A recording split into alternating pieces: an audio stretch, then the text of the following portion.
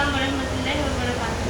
बहन क्या बात है, तुम्हारी सूरत बहुत उदास नजर आ रही है। क्या बहुत दिनों से बीमार थी या पूरे साल रोजे रख रही हो? अरे बहन, ना तो मैं बीमार हूँ और ना ही रोजे रख रही हूँ, बल्कि रोज की सोचकर मैं से तंग आ गई हूँ। इसलिए सोच रही हूँ कि कहीं जाकर मर जाऊँ। बस बीमार माँ का ख्याल आता है तो रुक जाती हूँ। बहन तो हो क्या गया है, बस वैसे ही जान देने पर तुली हुई हो। याद रखो, जान इतनी सस्ती नहीं, परवरदिगार ने खुदकुशी को हराम कर दिया है। मतलब यह है कि जो शख्स खुदकुशी करके मरेगा उसको कयामत के दिन भी सुकून नहीं मिलेगा। आया कुछ समझ में? मेरी बहन, बात यह है कि मेरे वालिदैन ने जिस घराने में मेरी शादी की है, हर फर्द का सलूक अच्छा है, अच्छा बर्ताव है, लेकिन मेरे सास का मेरे साथ अच्छा सलूक नहीं। बहन हो, मेरी बहन आपके साथ आपसे क्या कहती है और क्या चाहती है? मेरी बहन समझ में नहीं आता है कि वह क्या चाहती है। बात बात पर झगड़ती है, हर काम में लफ्ज़ निकालती है, बात बात में ताना देती है। जब जब मैं अपने मैके जाती हूँ तो मेरी हर चीज़ की तलाश लेती है। मेरे मैके से कोई आता है तो उसको घूर घूर कर देखती है, उससे जली कटी बातें करती है। मेरी फिक्र में मेरी माँ बीमार रहने लगी है, वरना मेरी माँ की सेहत अच्छी थी। अल्लाह तुम पर रहम फरमाए, अल्लाह तुम्हारी सास को सही समझ अता फरमाए, अल्लाह तुम्हारी जिंदगी को आसान फरमाए। मेरी बहन पूरे होश व हवास से मेरी बात को सुने। दुनिया दारुल अमल है, यहाँ जो कुछ करेंगे उसका सिला हमको आखिरत में मिलेगा। सास होकर अगर अपनी बहू पर जुल्म करेगी तो सास को भी उसका नतीजा भुगतना पड़ेगा। बहू होकर अगर अपनी सास पर जुल्म कर रही तो बहू को भी उसका नतीजा भुगतना पड़ेगा। जी हाँ बहन, आपकी बात तो बिल्कुल दुरुस्त है। अब तो ये फैसला कयामत के दिन ही होगा और ये फैसला वो इंसाफ व जात करेगी जो दिलों का जर्रा जर्रा हाल तक जानती है। मेरी बहन, खुदा से डरो, किसी पर बहतान न लगाओ, किसी की चुगली न करो, किसी की चुगली और गीबत न करो, वरना तुम्हारी आखिरत तबाह बर्बाद हो जाएगी। जी हाँ बहन, आपकी बात तो बिल्कुल दुरुस्त है। मेरी तो ख्वाहिश है कि जिसने भी जुल्म किया हो उसको फौरन इसी दुनिया में सजा मिल जानी चाहिए, ताकि दूसरे इंसान ऐसी हरकतों से बाज रहे। और ऐसी दर्दनाक सजा उस जालिम को मिलनी चाहिए कि सारी दुनिया दंग रह जाए और उस जालिम के तस्वर किसी के दिल में ना रहे। मेरी बहन, तुम्हारी बातों से ऐसा लगता है कि वाकई आपके साथ आप पर जुल्म कर रही है। तुम खुदा से उनकी हिदायत की दुआ मांगो कि खुदा उनको हिदायत नसीब फरमाए और उनके दिल की सख्ती को नरमी फरमा दे।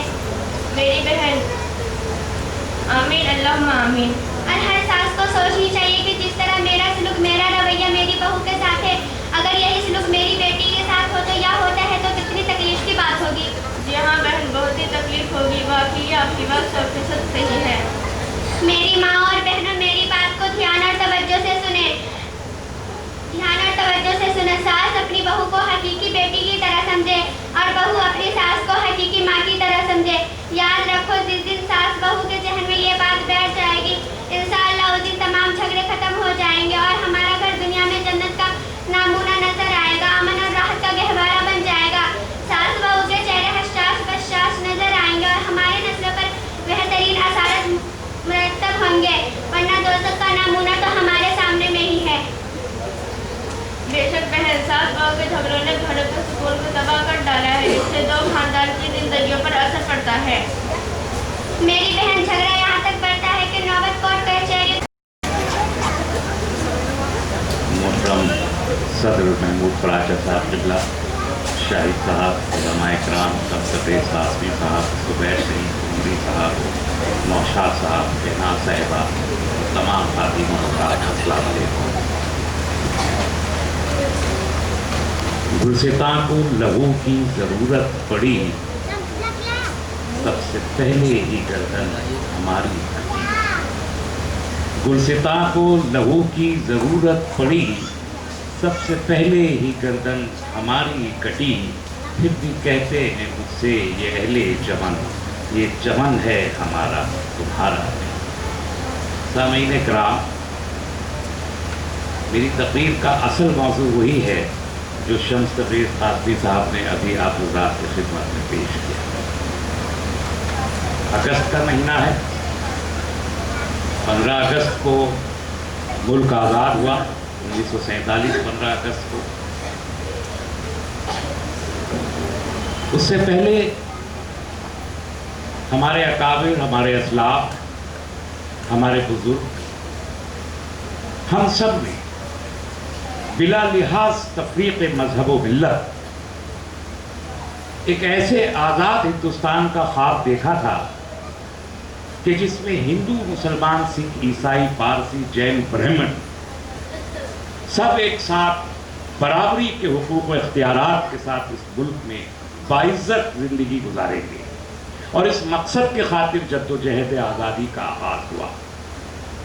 الزام یہ لگایا جا سکتا ہے، اور لوگ لگاتے ہیں، چونکہ 700-800 سال سے مسلمان حکومت کر رہے تھے اور انگریزوں کی حکومت کے ضرب مسلم حکومت پر پڑ رہی تھی، اس لیے مسلمان حکمرانوں کے پروردہ اور علماء نے اس وقت جدوجہد آزادی کا پرچم بلند کیا۔ یہ ایک الزام ہو سکتا ہے، لیکن اگر یہ الزام صحیح ہے تو پھر اس الزام کو 1857 کے بعد اس کی قیادت دوسرے لوگوں کے ہاتھوں میں چلی جانی چاہیے۔ ایسا تو نہیں ہوا۔ ہم یہ دیکھتے ہیں کہ 1947 تک مستقل بنیادوں پر تحریک آزادی کی قیادت مسلمانوں ہی کے ہاتھوں میں۔ ہم یہ کہتے ہیں، اور پتہ نہیں کہاں سے مفروضہ ہمارے ذہنوں میں آ گیا کہ 1857 کے بغاوت، غدر یا انقلاب، جو لفظ بھی آپ دینا چاہیں، اس کے بعد مسلمانوں کی حکومت اس ملک سے ختم ہو گئی۔ بہادر شاہ ظفر اس ملک کا آخری مغل تاجدار تھا۔ مجھے اس سے بڑا اختلاف ہے، اور اس اختلاف کی وجہ یہ ہے کہ 1857 تک اس ملک میں مغلوں کے ذریعے 800 سالہ مسلم حکمرانی کا دور بلا کسی رکاوٹ کے اور بلا کسی گیپ کے جاری رہا، مسلسل رہا 800 سال۔ اور جب وہ حکمرانی ختم ہوتی ہے تب کیا شروع ہوتا ہے؟ تحریک آزادی۔ اور تحریک آزادی کی قیادت کون کر رہا ہے؟ آپ کر رہے ہیں۔ سید احمد شہید رحمت اللہ علیہ بریلوی کر رہے ہیں، مولانا فضل اللہ خیر آبادی کر رہے ہیں۔ چلی گئی ہوں، دعا کرو اللہ ہم لوگ کو عمل کی توفیق عطا فرمائے۔ ماشاءاللہ بہن، آپ نے تو بہت پیاری باتیں کہی اور تمام باتوں کا نچوڑ آپ نے نکال کر رکھ دیا ہے۔ گھر کے بگڑے سدھرے کی ذمہ دار عورت ہوتی ہے۔ عورت چاہے تو گھر کو جنت کا نمونہ بنا دے یا دوزخ کا۔ میری بہن اپنا نام تو بتاتی جاؤ اور اپنے ملنے کا پتہ بھی بتا دیجیے۔ میرا نام